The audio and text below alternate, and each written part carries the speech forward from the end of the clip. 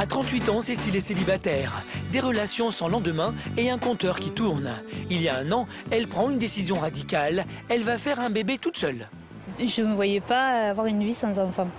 Ça me semblait impossible.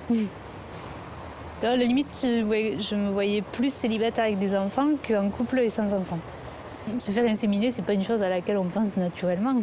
C'est une solution qui vient quand toutes les autres solutions ont été finalement impossibles.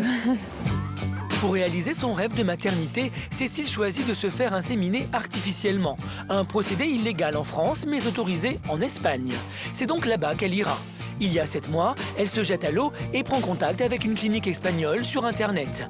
À peine 3 semaines plus tard, elle est convoquée à Barcelone pour l'insémination. François, le cousin de Cécile, était également du voyage. C'est ensemble qu'ils sont allés chercher la petite graine en Espagne. Tu m'accompagnais, c'était vraiment un soulagement.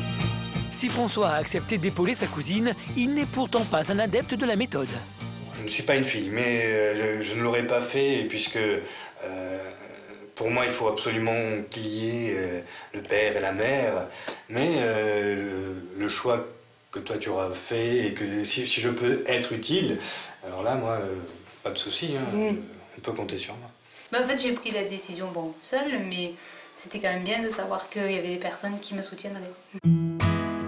De Saint-Rémy-de-Provence à Barcelone, les deux cousins parcourent plus de 300 km sans aucune certitude que l'insémination fonctionne. Un mois plus tard, miracle, Cécile est bien enceinte, mais elle n'est pas au bout de ses surprises. Elle n'attend pas un, mais 2 bébés. Une nouvelle extraordinaire pour cette femme qui se voyait vieillir sans enfant. Moi, si j'avais pu choisir des jumeaux, c'est ce que j'aurais voulu, ne serait-ce que pour eux, pour pas qu'ils soient seuls.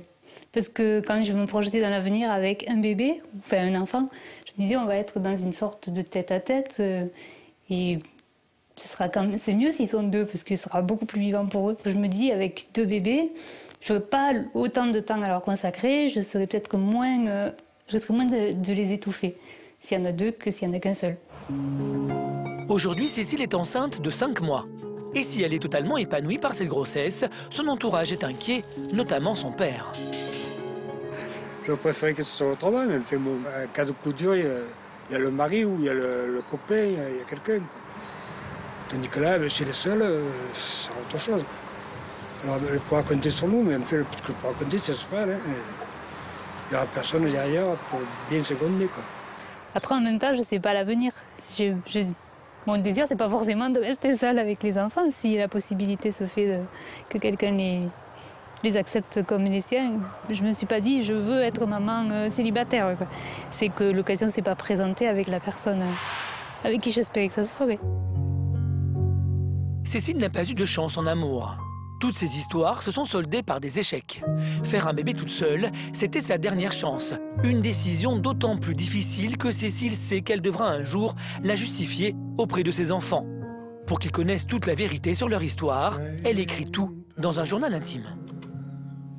Si mon projet te concernant vient à se concrétiser, le jour viendra où tu me demanderas des explications. Quand tu auras ces lignes entre tes mains, c'est que je t'aurai jugé assez mûr ou assez mûre pour les lire ou les entendre.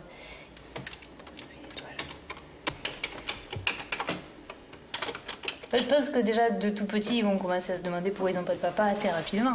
Quand ils commencent à avoir d'autres, je sais pas, à la crèche ou du moins à la maternelle, donc on commence à se poser la question. Moi là, on va pas rentrer dans les détails, je vais juste leur expliquer qu'on m'a donné, oui, qu'il y a des hommes qui donnent des petites graines et qu'après on nous les met dans le ventre et que parfois elles poussent et elles donnent des petits bébés.